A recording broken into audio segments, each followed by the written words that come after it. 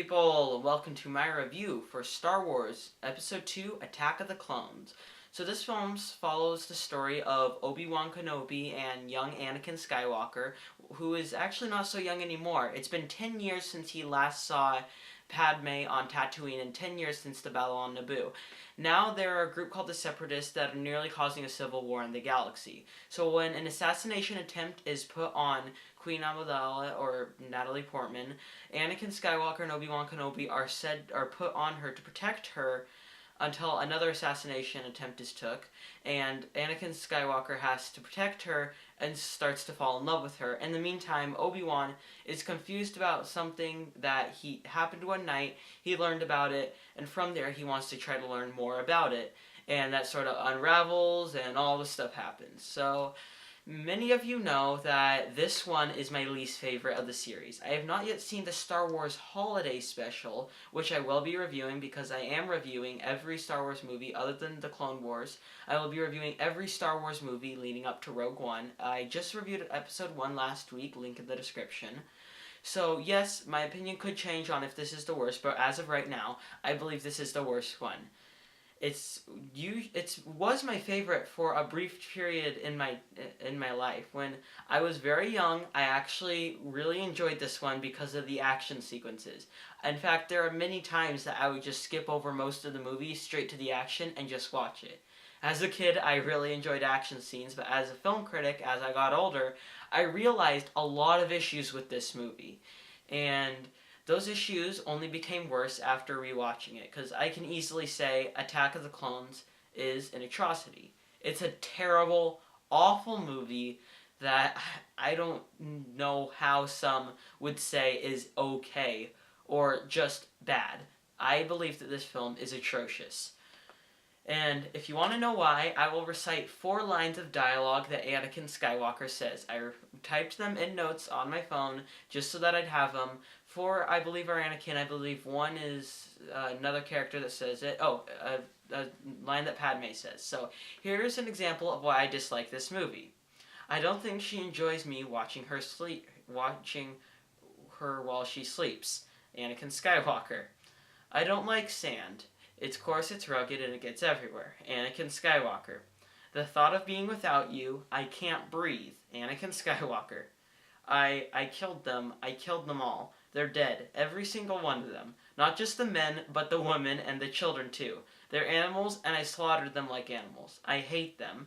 Anakin Skywalker. I truly, deeply love you. Padme. Yeah. Attack of the Clones is easily the worst Star Wars movie. That's the proof right there. Right there. The dialogue in this movie is absolutely some of the worst ever written, some of the worst ever put on screen, and it astonishes me that this movie is considered good by some. I mean, if you go on Letterboxd, go to the section of Attack of the Clones, you will see that it has a 2.5 star average, with a lot of the people who have seen it giving it 3 stars. I would like to meet each and every one of them and ask them why they have this opinion on Attack of the Clones. I don't understand how a single person likes this movie. The dialogue, as I've previously just ranted about, is absolutely atrocious, but possibly even worse is the acting. Hayden Christensen, I mean, everything that has been said has already been said about his stale acting, but I just have to bring it up. I don't understand what George Lucas saw in this person. I don't understand what a single person on production was thinking when they saw him act and thought, that's okay for a run, that's okay for a take. I mean, the line I just recited, I killed them, each and every one of them. The line where he's talking about how because they killed his mother, he killed all those creatures. That should have been an emotional scene, but it absolutely wasn't, because he was just ranting, and it was so stale, it was so plain, there was absolutely nothing to it. I have no clue why Hayden Christensen was picked for this role. You could have picked practically any other person on the street, any other person, and they probably would have done a better job than him. And also on the level of bad is Natalie Portman. Oh god, Natalie Portman's a good actress. She's good in Thor, even though the movies aren't so great. She's good in everything else I've seen her in. But in this movie, I have no clue what she was thinking. How she acted was absolutely terrible. She was overacting to practically every single line or underacting. She barely had, and even though she was overacting, she barely had any emotion. I don't know how an actress does that. I mean, I'd like to know how an actress says lines full of emotion, doesn't act but still overacts. I it's beyond me how that makes sense. And as you can guess, these two being terrible, their love scenes where they're falling in love with each other. Oh, look, again, everything about those scenes has been said, and I don't want to go in full out rant mode. I will just bring up something.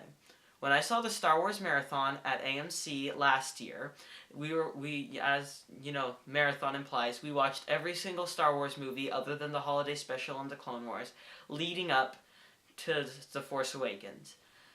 While watching this, everybody in the theater was practically asleep. Everyone was tired, everyone was groaning, everyone was mad.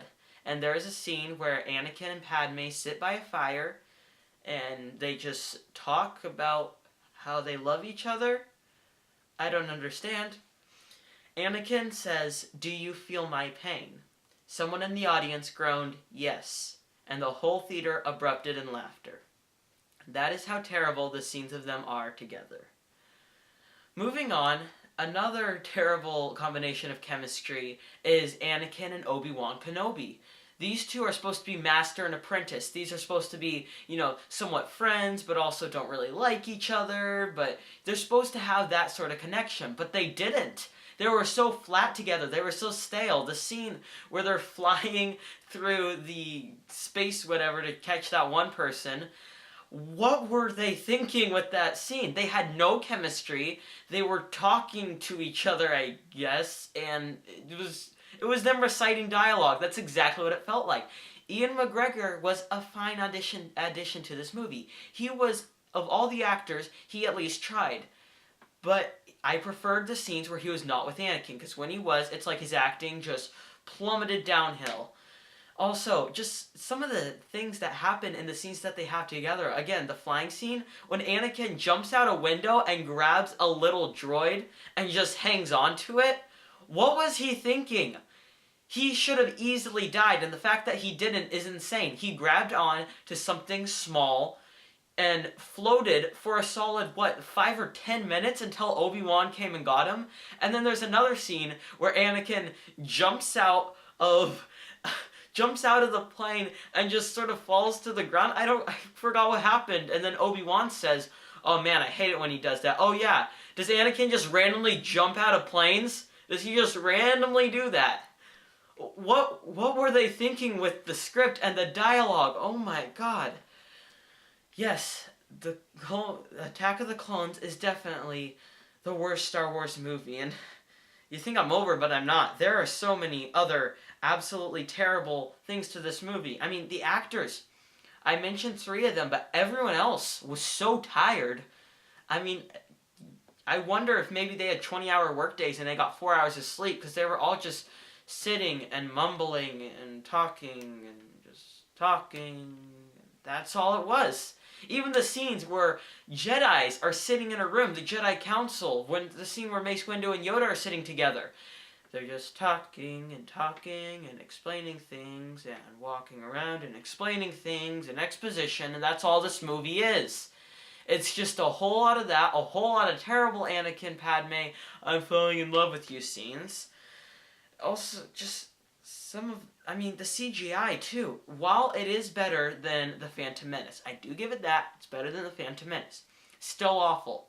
Still absolutely terrible. To today's standards, the shots where there's a ton of CGI looks insanely fake. And as time progresses, it's only going to look worse and worse.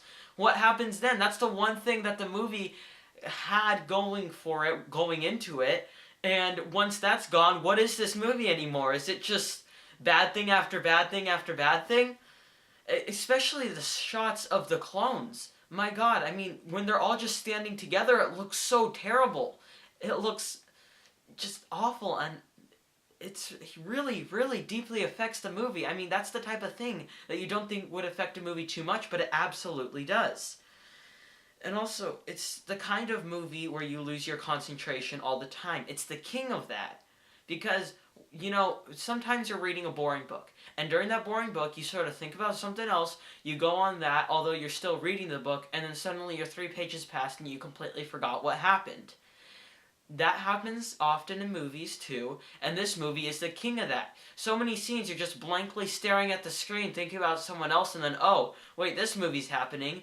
And at times, when I was trying to focus on the movie, I wanted to fall asleep. I had to find other things to do than go on my phone, just sort of try to find something interesting in the movie, because this movie had nothing going for it. Nothing is interesting at all. Every single scene is so boring, it's terrible. Also, so one thing that, George Lucas definitely took into consideration was the hate on Jar Jar. So they lessen his appearance in the film. However, how is he suddenly a genius? He's talking in front of all these Jedis and all these people from other realms in this giant room. I forgot what it's called, the Senate or something. He's just standing and talking and having these incredibly smart political conversations. He took over for Padme. How is he suddenly so smart? This has been 10 years. You can't get that smart in 10 years. Jar Jar Binks was absolutely, completely stupid in The Phantom Menace. And that was the main part of his character. Now, he's taken way, way more staler because he's way more smart, which is really odd. In The Phantom Menace, if anything, he was not a stale character. Absolutely awful, sure, but not stale. But when you get a stale Jar Jar, that's the awfulness and the staleness combined. What do you get of that? An awful, awful Jar Jar. Also, the machine building scene, I don't know what they were thinking with that. That's one of the dumbest scenes I've seen on screen. Where Anakin's, walking around on this machine-making thing. Padme's, in a pot for most of it, and then sort of just falls out and lies on the ground. R2's just going around, and of course C-3PO his body gets attached to a droid, and his head gets attached to a droid body. What was that scene? That went on for a solid 20 minutes. It didn't progress the plot at all. It wasn't interesting. There was no action. It was just them walking through that and then meeting these things that they just had to avoid so that they didn't die. What was that scene? So many scenes like that are filled throughout the Attack of the Clones, but what was that one in particular? What was Lucas's thought behind having a 15-minute scene of them just going through places, getting in danger, and with absolutely no action, no conflict, barely any dialogue, nothing interesting happening? What was the thought process behind that? In fact, what was the thought process behind this entire movie? I'd like to meet George Lucas. Great man. I understand. He's a great man. He did direct Episode 4. Amazing movie. But I'd like to just sit down and talk to him about his thought process behind Attack of the Clones. I don't see what he was thinking with this. Now look, Attack of the Clones is not the opposite of perfect. There is one good thing that I can point out about the movie, which is John Williams. Yet again, he lends a good score. I don't think it's as good as Star Wars or The Empire Strikes Back or Return of the Jedi or even The Force Awakens for that matter, but he delivers a really good score. There is no breaking hit like Duel of the Fates in The Phantom Menace, but he delivered a good score. That's all I can say that's good about this movie. I absolutely hate Attack of the Clones. It's got some cringeworthy dialogue. They even had to bring in the line, "I have a bad feeling about this," said by Anakin, which was absolutely terrible. It's just a movie filled with stupid scenes and just idiocracy throughout. I don't know the thought process behind this movie, and I absolutely hate it. I'm sad to own it even. I wouldn't mind getting a Star Wars box set as long as it didn't have this one in it. Even The Phantom Menace, you can stay in there. I don't care. This one is not a Star Wars movie. It's an abomination. I'm going to give Star Wars Attack of the Clones a 2 out of 10. Sometimes it even goes down to a 1.5 out of 10, but today I'm feeling generous. Alright, that concludes my rant review for Star Wars Episode 2, Attack of the Clones. Didn't mean for that to be a rant, but I guess it just turned into it. So, what do you think of this movie? Comment in the section below. Even if you liked it, that's completely fine. I'd like to hear your opinion. Alright, that concludes my review. I am Robert Burke, and this has been The Clever Critics. Goodbye.